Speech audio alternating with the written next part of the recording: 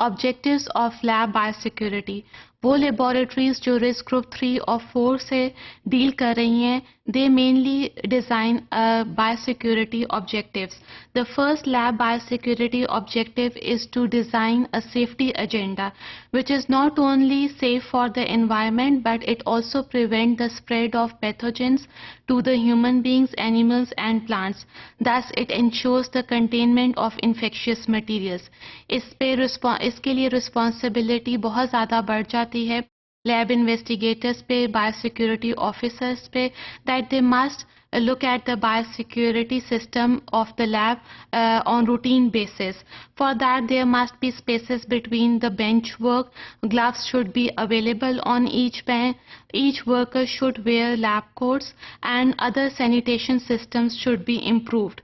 The second main objective of lab biosecurity is to maintain the citizen confidence on the bioscience research community, क्योंकि bioscience research community जो product design करती है, public उस पे आंखें बंद करके एतमाद करती है.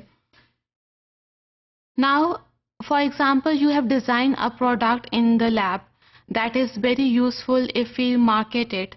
So, it should be your experiment and your product composition should be transparent to investors in the industries.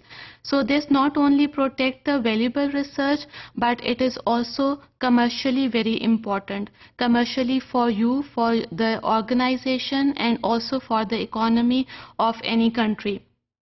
Then this last but the very important objective of lab biosecurity is to protect the risk of crime, any sort of crime, and even of bioterrorism, that there should be no release of bioweapons into the environment.